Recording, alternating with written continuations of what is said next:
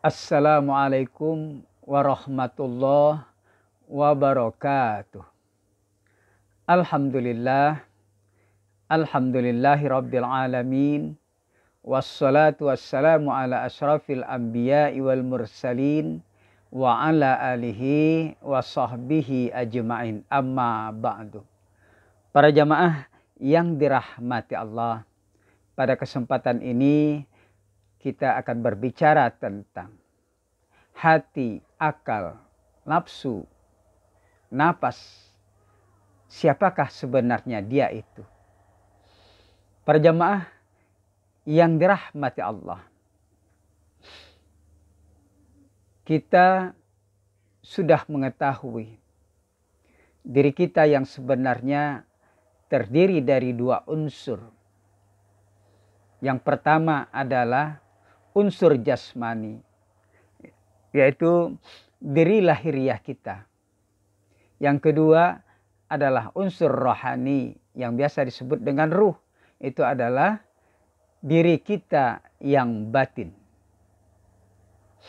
Semuanya diciptakan oleh Allah melalui makhluknya yang pertama, yaitu Nur Muhammad.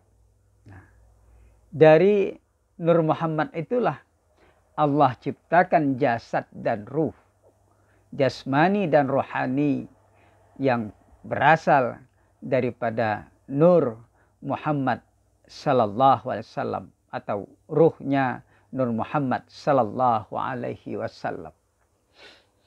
Para jamaah yang dirahmati Allah, kita sudah sama mengetahui tadi, jasad kita ini dari ujung rambut sampai ke ujung kaki itu adalah diri kita yang lahir. Ruh kita yang meliputi seluruh tubuh kita dari ujung rambut sampai ke ujung kaki. Walaupun ia tidak tampak,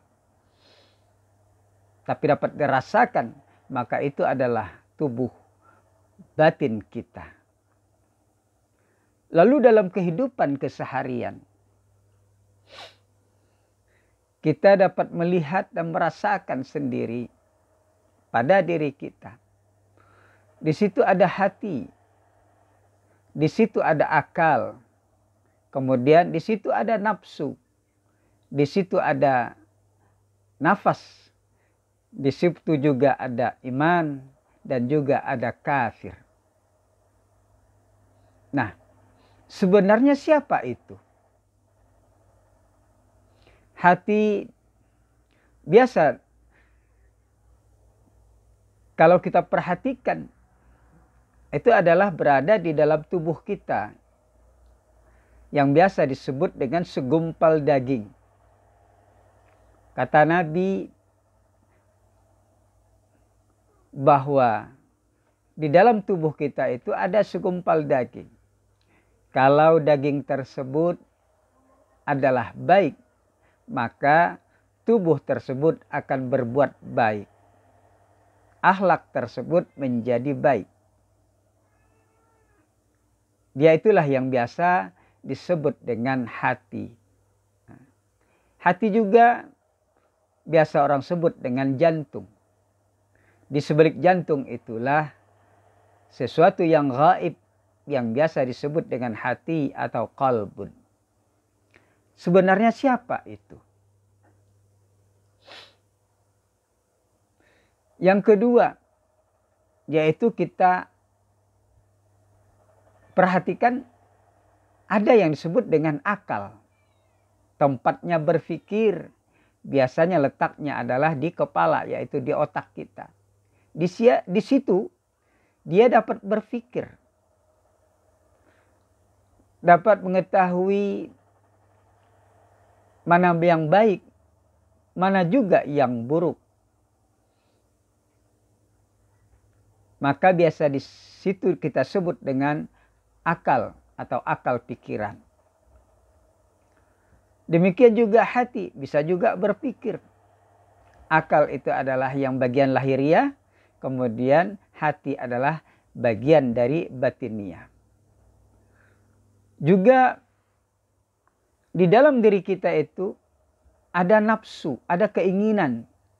Keinginan untuk makan, untuk minum, untuk tidur, untuk istirahat. Itu adalah bagian jasmani kita. Bagian rohani kita ada nafsu juga, ada kehendak, keinginan. Ingin menjadi orang soleh, ingin jauh dari mara bahaya, ingin dekat kepada kesuksesan, ingin bahagia, ingin bersama dengan Allah, ingin selalu mengingat Allah, mengingat Rasulnya yaitu Nabi kita Muhammad sallallahu alaihi wasallam. Itu keinginan yang biasa disebut dengan nafsu. Di dalam diri kita juga turun naiknya napas. Itulah kata orang penentu. Kalau napas sudah tidak ada lagi pada tubuh kita, maka matilah kita, meninggallah kita. Napas yang turun naik biasa kita sebut dengan napas. Siapa sebenarnya itu? Berasal dari mana dia itu? Kemudian kalau kita perhatikan juga diri kita dan diri orang yang lain, itu ada juga iman, ada percaya pada agamanya, percaya kepada Allah, percaya kepada para malaikatnya, pada kitab, pada Rasul, hari kiamat dan hari kemudian. Mereka percaya sehingga mereka masuk Islam. Tapi juga ada yang tidak percaya. Dalam diri kita itu ada yang tidak percaya. Sehingga kita melakukan hal-hal yang tidak dibenarkan oleh Allah Subhanahu wa taala. Mungkin kita sampai kepada tingkat tidak percaya itu kafir kepada Allah Subhanahu wa taala. Para jamaah yang dirahmati Allah Subhanahu wa taala. Dengan beragamnya di dalam diri kita itu, sehingga perbuatan kita menjadi lengkap, lahir dan batin. Maka yang kita sebutkan itu tadi, siapakah sebenarnya dia? Hati kita, akal kita, nafsu kita atau kehendak kita, nafas turun naiknya, iman dan kafir, ingkar dan taat, sebenarnya ada berada di dalam diri kita. Itulah yang biasa disebut dengan ruh. Itulah semuanya ruh. Nama lain daripada ruh.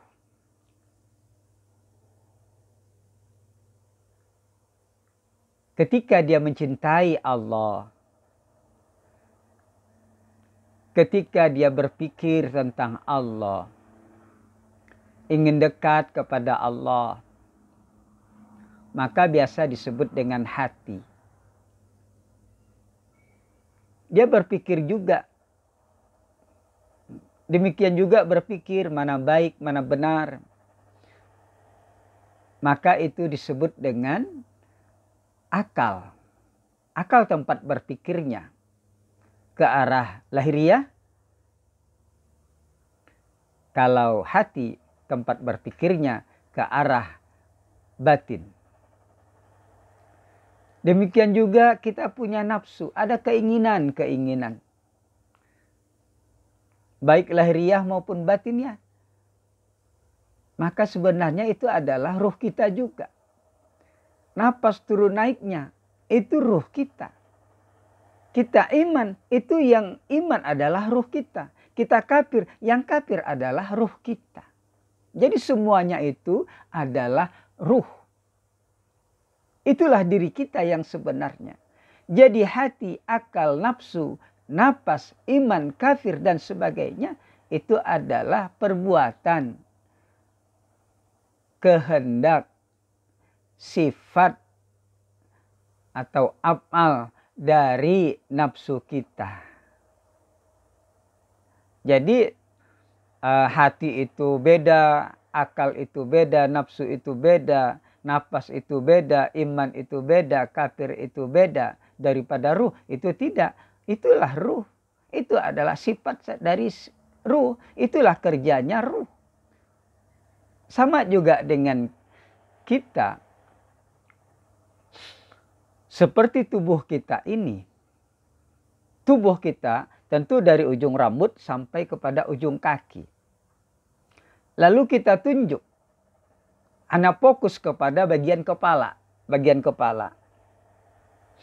Ada mata, ada telinga, ada hidung, ada mulut. Maka apabila kita tunjuk di sini, ini apa? Maka kita jawab adalah mata. Ini hidung. Ini semua adalah wajah. Jadi kita tidak menyebut bahwa itu tubuh. Ketika kita menunjuk dari sini sampai ke perut, maka itu disebut dengan ada dada, perut. Kemudian kalau kita tunjuk di sini adalah tangan. Kemudian di bawahnya lagi adalah kaki. Jadi tidak disebut tubuh. Tapi tangan, kaki, perut, dada, kepala atau wajah itu adalah badan atau tubuh, anggota daripada tubuh. Demikian juga hati, akal, nafsu, napas, iman dan kafir itu adalah bagian daripada ruh. Kerjanya ruh, keinginannya ruh, perbuatannya ruh, sifatnya ruh. Itulah yang berbuat adalah diri kita yang sebenarnya, yaitu ruh. Sehingga jasad juga bergerak. Ketika dia dapat membedakan mana baik dan mana buruk, maka itu disebut dengan akal. Atau yang lebih dalam adalah hati. Ketika dia berkeinginan, berkehendak ruh kita, maka disebutlah dengan nafsu. Ketika dia turun naik, bergerak ruh. Di alam jasad kita itu bergerak. Berbuat dia, maka jadilah dia turun naiknya napas, disebut dengan napas. Ketika dia percaya kepada sesuatu, maka ruh itu disebut dengan iman. Orang beriman karena ruhnya yang beriman, percaya. Ketika dia ingkar kepada Allah, maka disebut dengan dia kafir. Yang kafir siapa? Yaitu iman. Maksudnya yang kafir itu siapa? Yaitu ruh. Inilah sebenarnya nama lain daripada ruh. Hati, akal, nafsu, napas, iman dan kafir. Dan sebagainya. Itu berasal daripada ruh kita. Inilah ruh kita adalah diri kita yang sebenar-benarnya. Hanya ini yang dapat kami sampaikan. Ya mudah-mudahan ada manfaatnya kepada kita semua. Terima kasih atas perhatiannya. Mohon maaf atas kekurangannya. Wallahul muwaffiq ila aqwamit thoriq. Assalamualaikum warahmatullahi wabarakatuh.